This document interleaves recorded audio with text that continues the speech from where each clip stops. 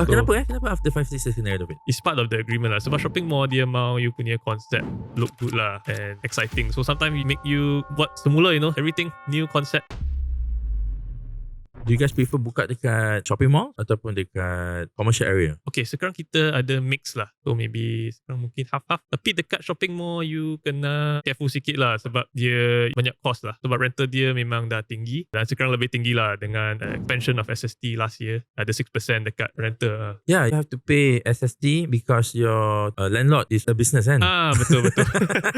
dah tinggi sangat lagi 6% lah. So susah sikit. Then after I think maybe 5-6 years you kena renovate lagi. Kenapa after 5-6 years kena renovate? It's part of the agreement lah. Sebab shopping mall dia mau you punya concept look good lah and exciting. So sometimes we make you buat semula, everything new concept. Kalau itu shopping mall dia banyak like top tier mall lah. Top tier mall. Boleh bagi contoh tak?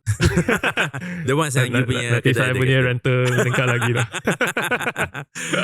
Okay, tapi this shopping malls yang top tier, I dengar dia do charge a commission, betul ke?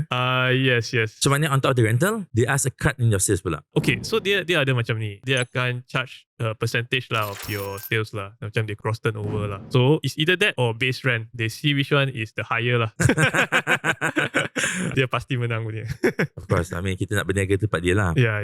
So cakap pasal cost dengan margin, how do you manage without raising the cost lah? I mean, of course kadang kita akan naikkan prices because dah tak ada cara, tapi you still have to keep the margin. So how do you control these two things? Yeah, I think recently kita dah nampak margin kita dah shrink lah. Banyak bahan mentah, raw material dah meningkat, manpower dah meningkat, rental dah meningkat dengan expansion SST jugalah. Tadi kata rental dekat construction. Bila kita jual dari kita punya factory, so kita ada company called Secret Recipe Manufacturing lah. Dia jual kepada Secret Recipe Cakes and Cafe, which is the retail. I kena charge 5% juga dekat cake lah and pastry. Walaupun they are both sister companies pun. Yeah, sebab different SSM lah. I see. So baru-baru ini kena lah. Itu hit us quite bad lah. So cost dah meningkat. So I think kita rasa no choice lah, kena absorb lah. Sebab market juga you tak boleh meningkat price too high juga. I think our pricing so far okay lah. Kalau compare dengan banyak cafe lain, so far reasonable lah.